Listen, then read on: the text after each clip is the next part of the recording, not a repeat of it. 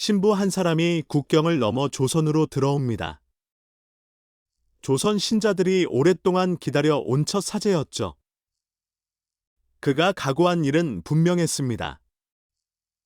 먼저 말을 배우고 처음부터 하나하나 가르쳐 나가는 것이었습니다.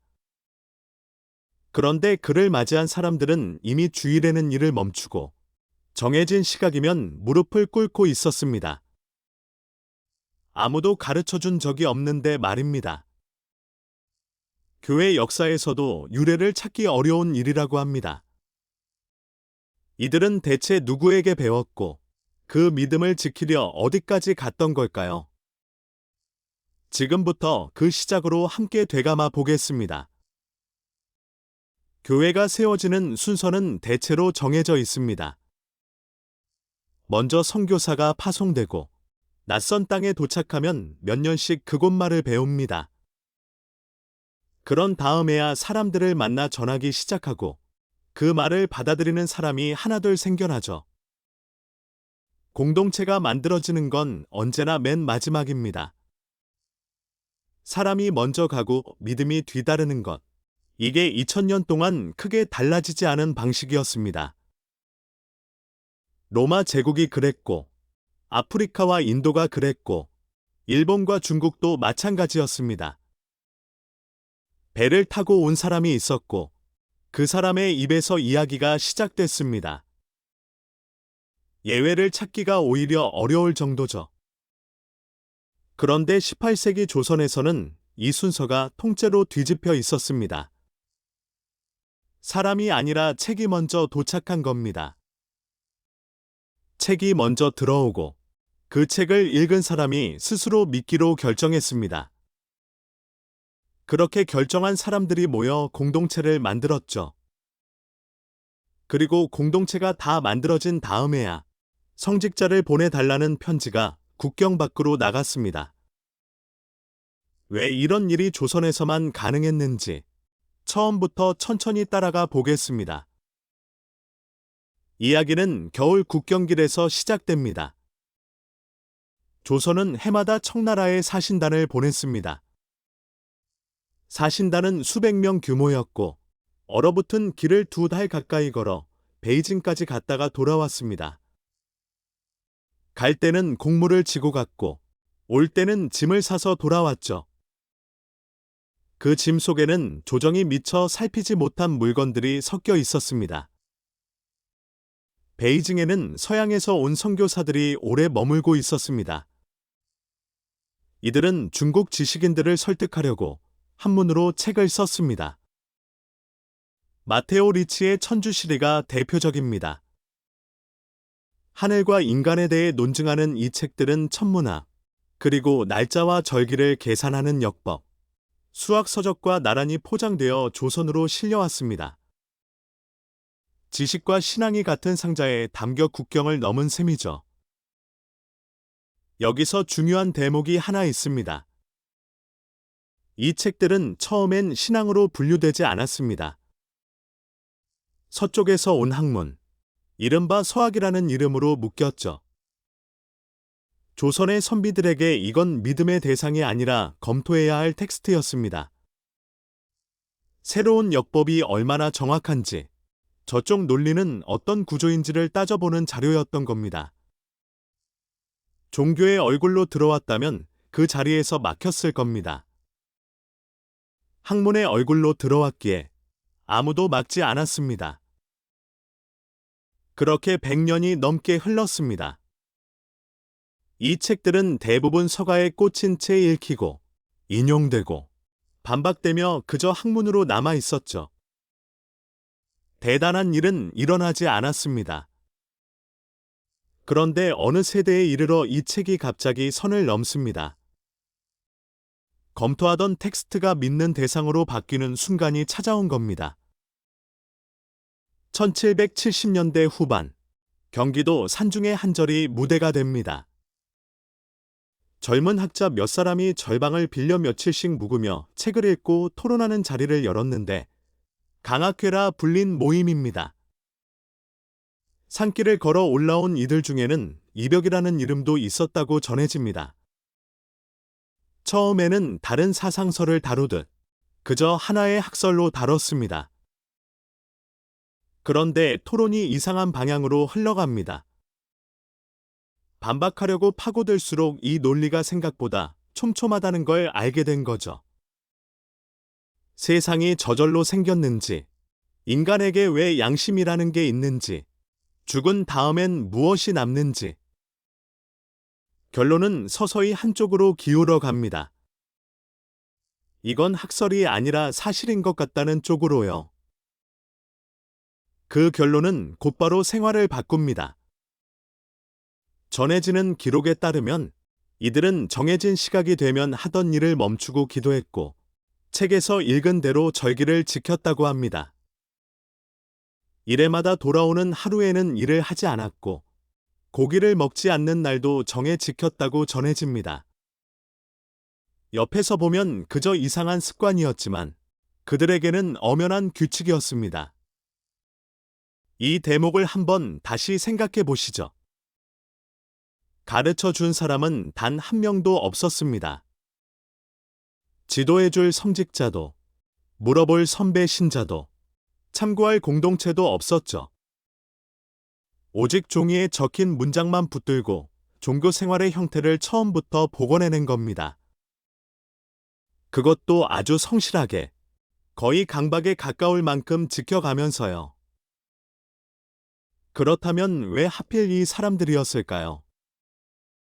이들 상당수는 정치의 중심에서 밀려난 남인 계열 지식인들이었습니다. 공부는 깊었지만 정작 나아갈 자리는 없었던 사람들이죠. 그리고 성리학이 끝내 답해주지 않는 질문을 오래 품고 있던 사람들이기도 했습니다. 사람은 왜 태어나는가? 이 질서는 대체 누가 정한 것인가 하는 질문들 말입니다. 게다가 이들 중에는 신분 질서 자체에 이미 회의를 느끼던 사람들도 있었습니다. 누구는 태어나면서 위에 있고, 누구는 태어나면서 아래에 있다는 그 전제를 마음속으로는 이미 의심하고 있었던 거죠. 그런 사람들 앞에 모든 인간이 같은 존재에게서 왔다고 말하는 책이 노시입니다. 그러니 그 책이 학문으로만 남을 수는 없었습니다. 1783년, 한 청년이 짐을 꾸립니다. 이승훈이라는 27살의 젊은이였습니다. 마침 아버지가 사신단의 일원으로 베이징에 가게 됩니다. 그도 그 행렬을 따라가기로 합니다. 겉보기엔 아버지를 따라 나선 평범한 동행이었지만 그의 목적은 전혀 달랐습니다. 그는 세례를 받으러 가는 길이었습니다. 사업도 아니고 유람도 아니고 세례 받는 것 자체가 목적인 여행이었죠. 생각해보면 기이한 일입니다. 조선에는 아직 신자 공동체도, 성직자도, 세례라는 게 뭔지 확인해줄 사람조차 없었으니까요. 그런데도 책만 읽던 사람들이 대표 한 명을 뽑아 국경 밖으로 내보낸 겁니다.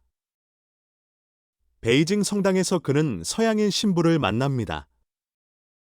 신부는 놀랐을 겁니다. 조선이라는 나라에서 온 청년이 아무도 전한 적 없는 신앙을 이미 알고 있었고, 게다가 세례까지 청하고 있었으니까요.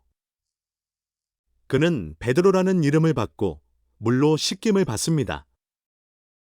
그리고 봄이 되자 다시 그 먼 길을 되짚어 조선으로 돌아옵니다. 돌아온 그는 함께 공부하던 동료들에게 직접 세례를 줍니다. 그리고 한양의 한민가에 사람들이 정기적으로 모이기 시작하죠. 오늘날 조선 천주교회의 출발점으로 꼽히는 장면입니다. 여기서 주목할 점은 이 자리에 외국인이 단 한 명도 없었다는 사실입니다. 세운 사람도, 모인 사람도 모두 조선 사람이었습니다. 그런데 그 방 안의 풍경 자체가 당시로서는 하나의 사건이었습니다. 양반이 앉아 있고 그 옆에는 중인이 앉아 있었습니다. 신분이 다른 사람들이 한 방에 섞여 앉았고 머지않아 상민과 여성에게까지 신자가 늘어나죠.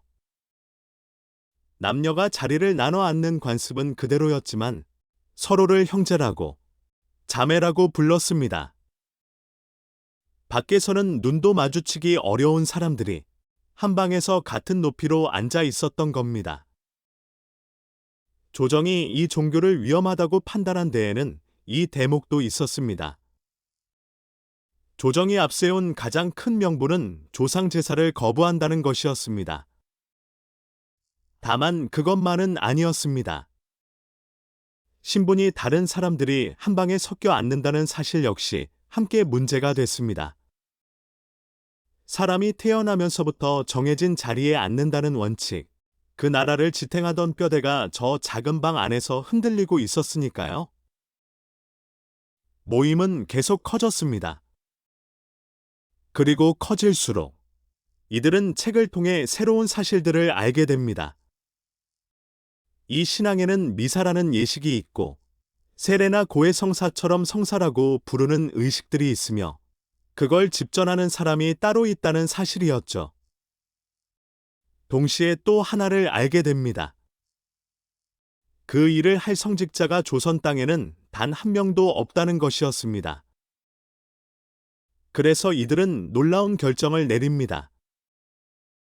자기들 중에서 사람을 뽑기로 한 겁니다. 누군가를 주교로 삼고 몇 사람에게는 신부의 역할을 맡겼습니다. 그리고 책에 적힌 절차를 따라 성사를 집전하기 시작하죠. 정식으로 서품받지 않은 사람이 성직자 역할을 대신했다고 해서 흔히 가성직 제도라 부르는 몇 년간의 시기입니다. 아무도 없으니 우리가 하자는 그런 결론이었습니다. 그런데 이들은 마음 한구석이 계속 걸렸습니다. 우리가 하는 이 일이 과연 맞는 걸까 하는 의심이었죠. 그러다 동료 가운데 한 사람이 교리서를 읽다가 이건 교회법에 어긋난다는 대목을 발견합니다. 이들은 그 자리에서 모든 집전을 멈춥니다. 그리고 베이징의 주교에게 사람을 보내 물었습니다. 이듬해 돌아온 답도 같았습니다. 서품받지 않은 사람이 성사를 집전한 것은 교회법에 어긋난다는 것이었습니다. 미루지도, 변명하지도 않았습니다. 이 대목이 교회사에서 인상적인 이유는 이들이 틀렸다는 데 있지 않습니다. 아무도 알려주지 않은 상태였습니다. 그런데도 오직 문장 몇 줄에 기대어 교회의 형태를 통째로 복원하려 했습니다. 그리고 잘못됐다는 걸 알아차린 순간 스스로 세운 자기 권위를 그 자리에서 내려놓았습니다. 힘들게 얻은 것을 지키려 하지 않았던 겁니다. 그 대신 이들은 편지를 씁니다. 우리에게 사제를 보내달라는 청원이었습니다. 그 편지가 국경을 넘고 답이 오고 사람이 오기까지 다시 여러 해가 걸립니다. 1794년 겨울, 마침내 조선 신자들이 기다리던 첫 사제가 얼어붙은 강을 건너 들어옵니다. 공동체가 생긴 지 꼬박 10년 만이었습니다. 세계 교회사에서도 유래를 찾기 어려운 순서의 교회가 이 땅에서 만들어졌습니다. 그런데 이 이야기에는 놀라운 후일담이 있습니다. 100년쯤 뒤에 거의 같은 일이 한 번 더 일어납니다. 1870년대 후반, 만주에서는 서양 선교사들이 성경을 한글로 옮기고 있었습니다. 그런데 그 작업에 조선인 상인들이 참여합니다. 장사하러 국경을 넘나들던 사람들이 번역자가 된 겁니다. 그렇게 1882년, 성경 전체가 아니라 복음서 일부만 옮긴 쪽복음이 한글로 처음 나옵니다. 그들은 그 책을 등에 지고 다시 국경을 넘습니다. 그들은 물건을 팔면서 그 책도 함께 나눠주었습니다. 세관을 통과하기 위해 낱장을 뜯어 몸에 숨겼다는 이야기도 전해집니다. 그렇게 흘러 들어간 한글 복음서가 황해도 시골 마을에 닿습니다. 소래라는 바닷가 마을이었습니다. 그곳에서 조선 사람들이 스스로 모이기 시작했습니다. 그리고 예배 공동체를 만들었습니다.